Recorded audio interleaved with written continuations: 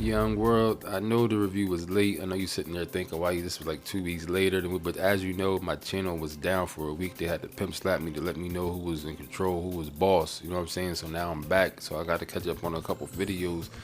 By the way, follow the backup channel, L.O.D versus Internet 3. The link will be in the description.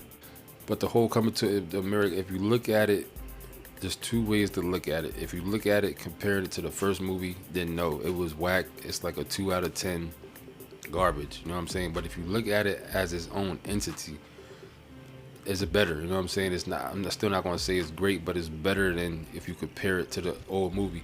Me myself, I do have to say that it's definitely not as good as I thought it was going to be. After waiting goddamn 20 years for this sequel to come out, we've been hearing for like 10 years that it's been rumors everywhere that this movie was coming out. We didn't seen trailers. We seen advertisements, pictures of all type of we thought this movie been coming out for the past 5 years strong. You know what I'm saying? Definitely for the past five at least strong. Then it comes out and it's not what a little Joker thought it was supposed to be. But I gotta say, first of all, I do appreciate the fact that it employed a lot of black folks, a lot of black actors in there. That's always a good thing. You know what I'm saying?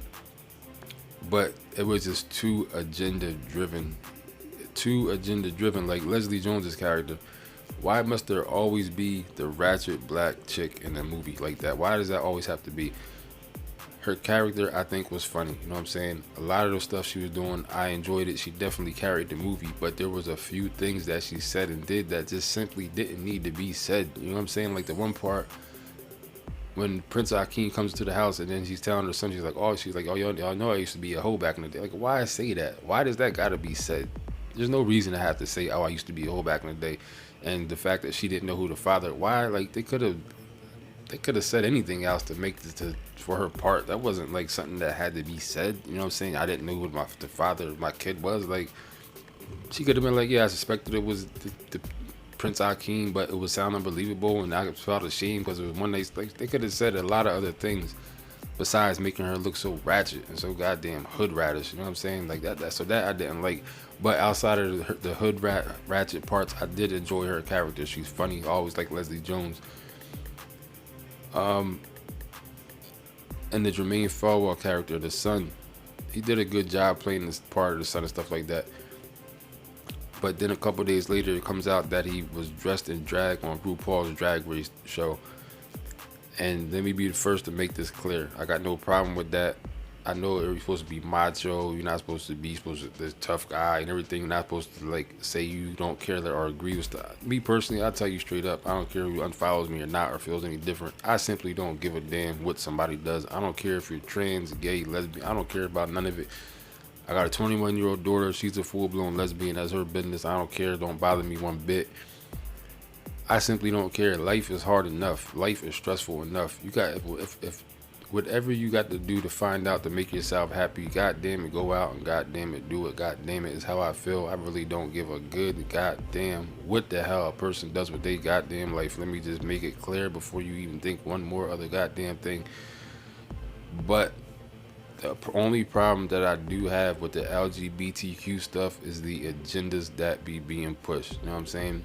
It's turned into too much of an agenda. It's too targeted at children. It's too many little things they keep trying to work in. Like now you got to worry about certain words you say and like little things like that. That's where it gets bothersome for me. Outside of that, I have no goddamn bothered by it, but I just hate the agenda that's being driven so political. You can't say this if you say transvestite instead of trans woman or trans American or trans goddamn human.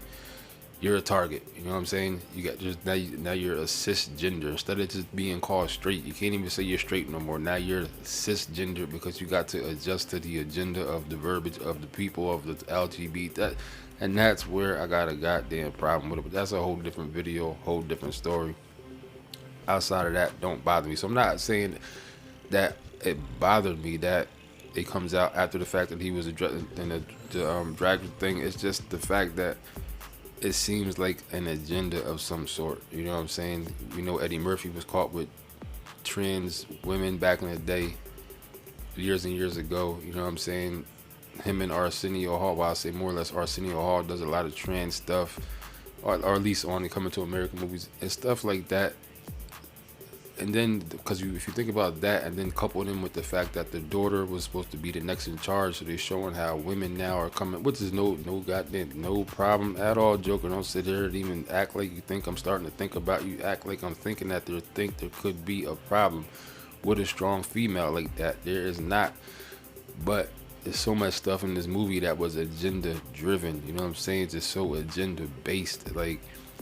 Arsenio Hall did an interview with the Breakfast Club with Charlamagne, and he was like saying how he just wanted to take people away for a second from all the stress going on, and he was glad they didn't go too deep into certain things. But Joker, it did go deep. You know what I'm saying? Into mad different agendas. You know what I mean? I just didn't like the agenda part of it, man. Like the storyline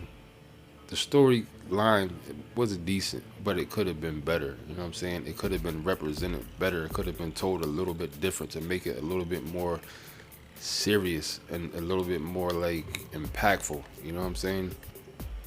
I just think they kind of missed the ball. Did I enjoy the movie? Yeah, I enjoyed it. Am I going to sit down and watch it a bunch of times? No, I'm not.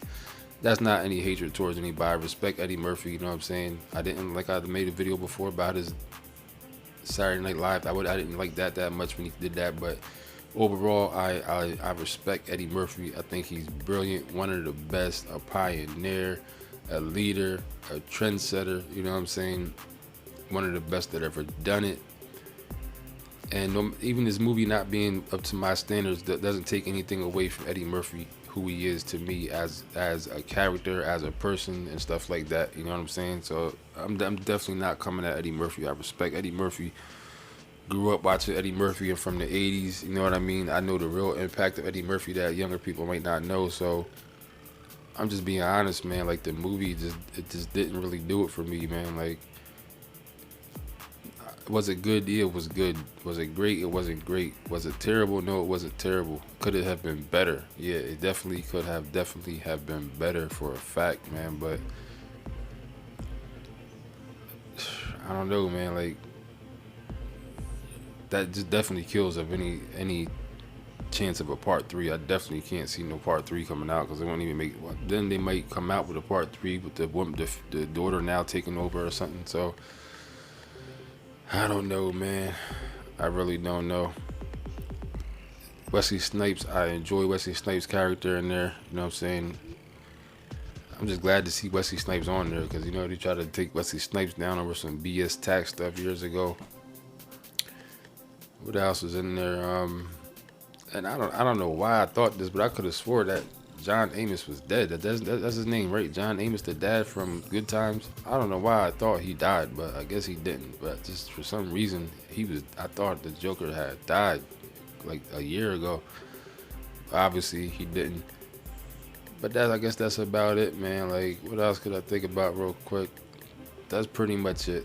Overall, I get a movie about a 3.5, I would say, out of 5. Maybe a 4 if I'm like not.